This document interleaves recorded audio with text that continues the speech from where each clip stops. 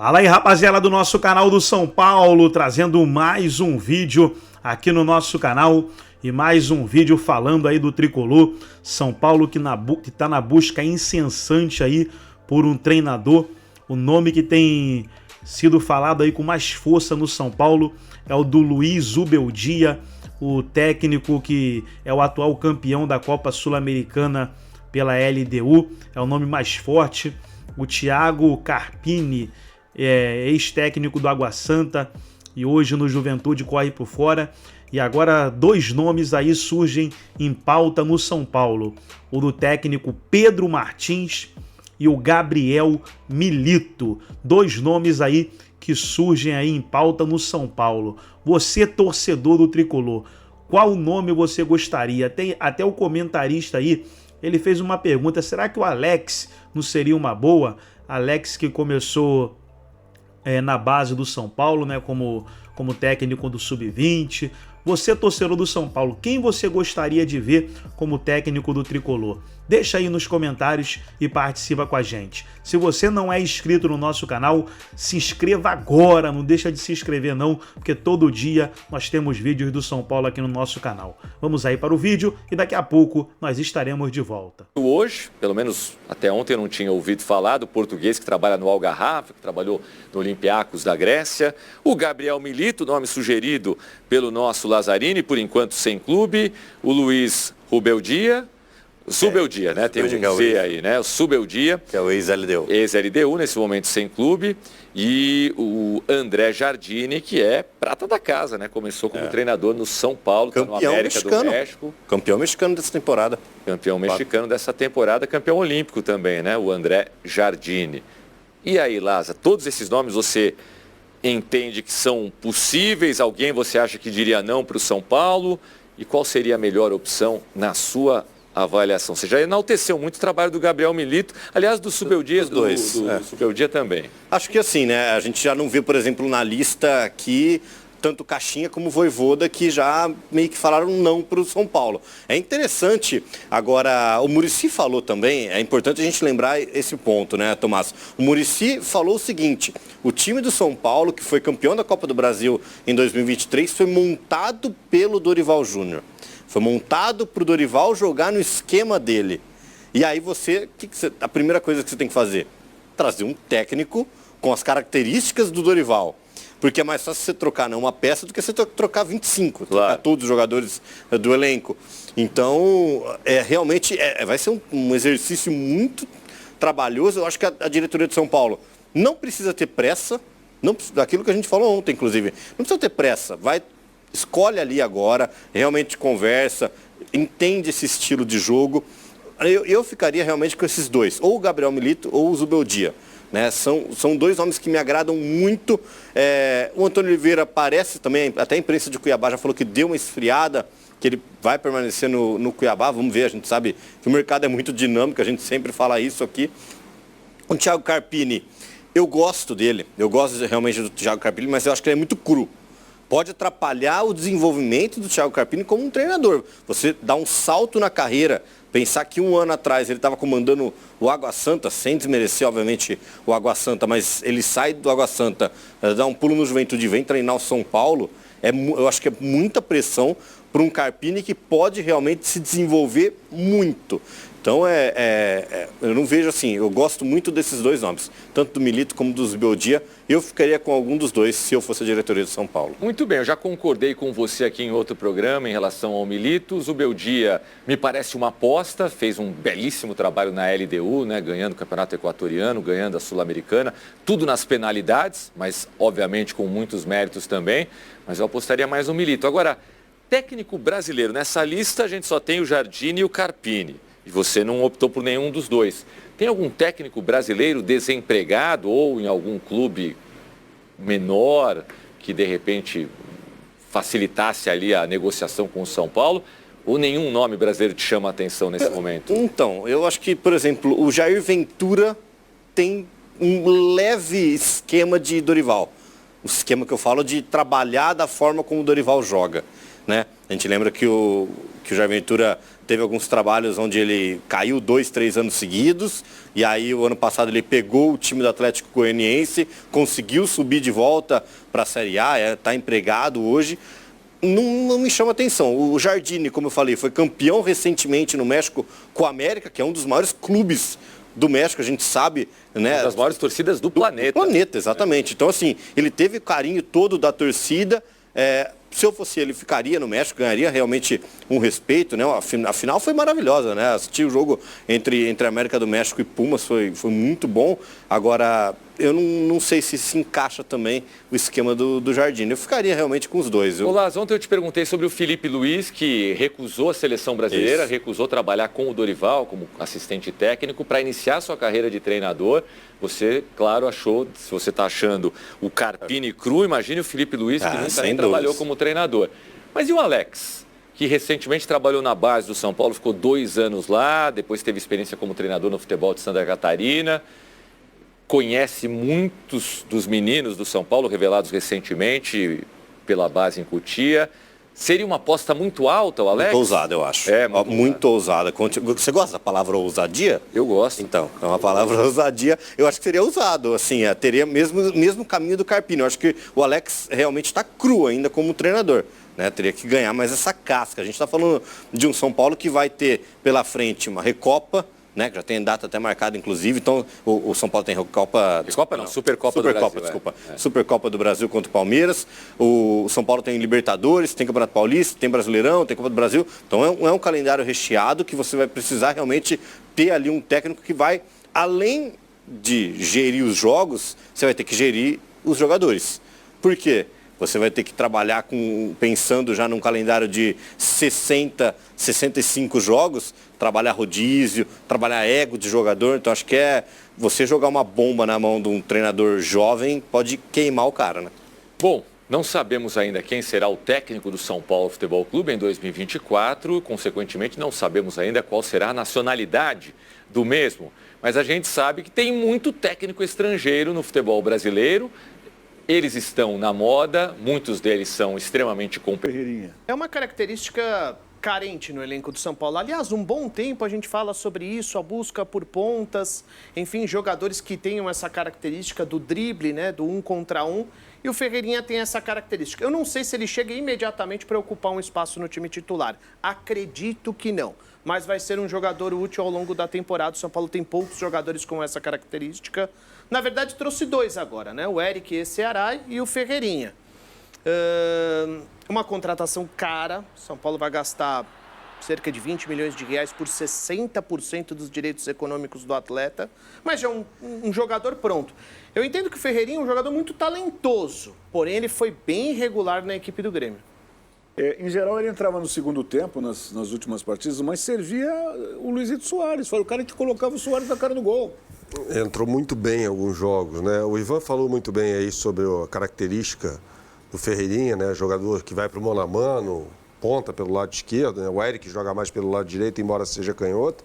Aliás, o Eric foi muito bem no Náutico, né? No Ceará nem tanto, mas no Náutico ele jogou muito.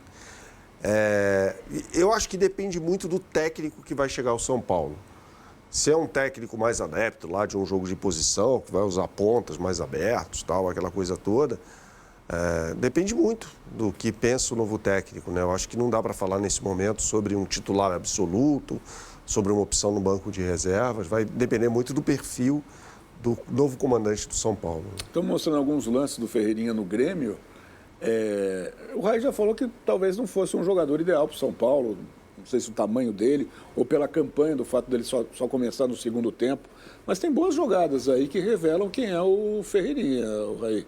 Não, na verdade, Kaká, eu tenho 2 questões aí só em relação ao Ferreira. Eu acho ele um bom jogador.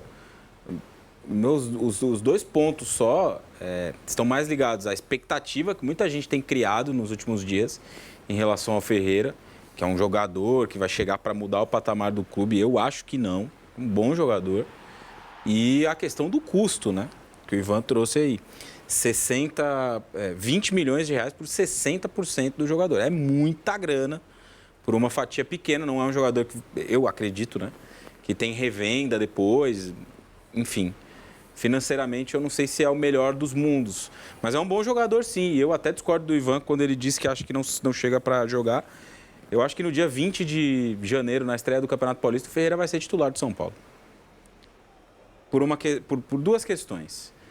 A primeira delas é que o jogador que vai chegar outro técnico, a gente nem sabe se vai se repetir a fórmula do ano passado, provavelmente não. Mas o jogador que jogou pelo lado esquerdo no ano passado do São Paulo foi o Rodrigo Nestor, com características muito diferentes das do Ferreira, né? Um meia, jogava aberto pelo lado e vinha para dentro, abrindo o corredor para o Caio Paulista ultrapassar. Não tem mais o Caio Paulista, o lateral será o Wellington, de características diferentes. O Nestor não estará disponível para a estreia do Campeonato Estadual e por um bom tempo, né, ele fez uma cirurgia e está fora de combate. O São Paulo não tem outro jogador que atue naquela faixa. Não tem ninguém que joga na ponta esquerda no elenco do São Paulo hoje. A não ser o Ferreira, que hoje foi anunciado. Então, por isso eu acredito que ele será titular nesse começo de temporada e tende a ser até um titular ou uma presença frequente no time titular ao longo do ano. Viu, Raí?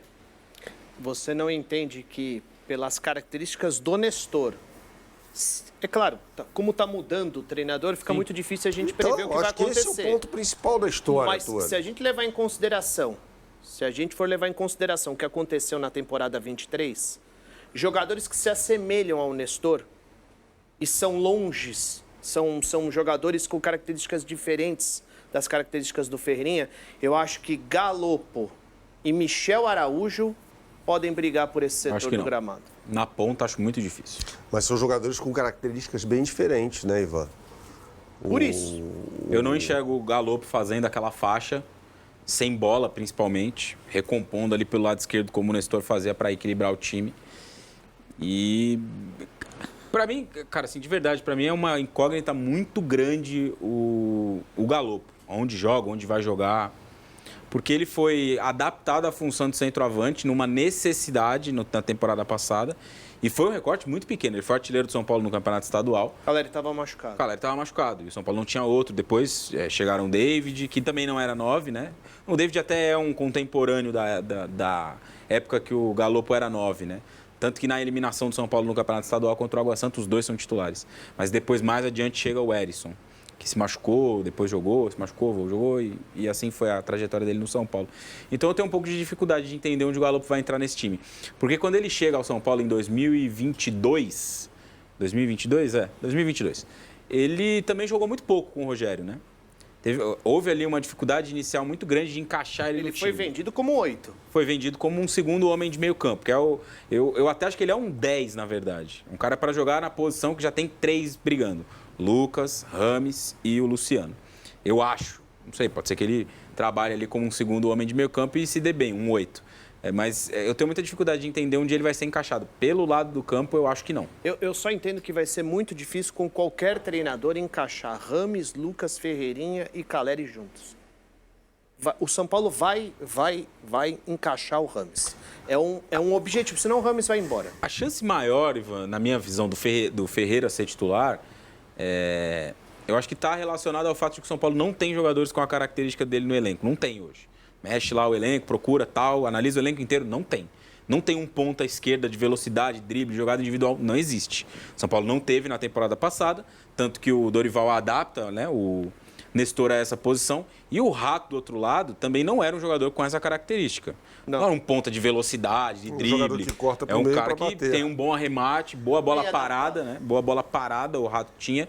E tanto ele quanto o Nestor, muito trabalho sem a bola. O que equilibrava demais o time. Os dois voltavam pelo lado, faziam uma segunda linha com Pablo Maia e Alisson, ou Pablo Maia e Gabriel Neves durante um período. Então, este equilíbrio, que foi muito possível graças ao trabalho desses dois jogadores, vai ser de novo fundamental nessa temporada, é claro. E aí, nesse cenário, eu acho que o Ferreira pode se adaptar pelo lado esquerdo, que é um cara jovem, faz bem aquela faixa, vai poder voltar para marcar, vai poder atacar, tem drible, jogada individual. Então, acho que a característica que o elenco não tinha na temporada passada e que ganha com ele, coloca ele, na minha visão, um pouco à frente nessa disputa para ser titular. Por que vocês não falaram o nome do Bobadilha? Se ele chegar, ele não vem para ser titular? Segundo volante ele é, né, Kaká? Acho que ele briga por uma vaga no time titular. Um Alisson. Um Alisson. Ele ou o Alisson. Porque a gente também não sabe, com esse técnico que vai chegar, se ele vai usar o Alisson como um segundo volante. Porque o Alisson nunca foi segundo volante. A carreira inteira dele, ele era um cara meio aberto pelo lado direito. na maioria das vezes. Com o Rogério jogou assim, no Grêmio durante muito tempo ele jogou assim. Chegou a jogar pelo lado esquerdo também. No Cruzeiro jogou dessa forma. Tanto que quando o Dorival inventa esse negócio, que se não me engano foi até num jogo contra o Palmeiras, no Campeonato Brasileiro, muita gente olhou aquilo ali e falou, cara, o que é isso? O que o Dorival está fazendo? E funcionou muito. O Alisson foi uma peça fundamental no título da Copa do Brasil de São Paulo nessa adaptação de segundo volante. Agora chega o Bobadilla, que foi uma contratação. O São Paulo foi ao Paraguai, buscou o jogador, um contrato de 4, 5 anos, alguma coisa assim.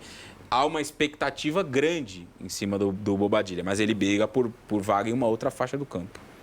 Agora, com relação a técnico, nós no começo do ano aqui, fazendo o programa junto com o companheiro Alexandre Pretzel, naquela zona que estava a CBF, ainda está, mas já esteve um pouco pior, porque o técnico tinha sido cassado, o presidente tinha sido cassado, o Edinaldo, estava aquele vácuo de poder, né, com o presidente do STJD como interventor, e o Pretzel trouxe uma informação que Dorival Júnior seria o técnico da seleção caso o Reinaldo Carneiro Bastos, presidente da Federação Paulista de Futebol, que estaria brigando pelo cargo, né, numa possível eleição da CBF, era o nome indicado.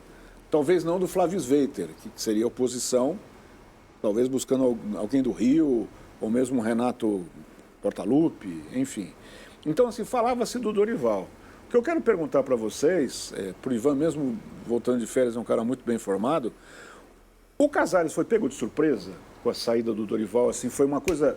Ele já mais ou menos sabia da possibilidade, desconfiava da possibilidade, ou ele foi pego de surpresa? Não, na verdade ele sabia da vontade do Dorival. Se o convite acontecesse, ele sabia que o Dorival aceitaria. Aliás, o Dorival, nas entrevistas coletivas no ano passado, antes da chegada do Diniz, em vários momentos ele indicava essa vontade, esse desejo de dirigir a seleção brasileira. Então todo mundo sabia que se o convite acontecesse, o Dorival aceitaria.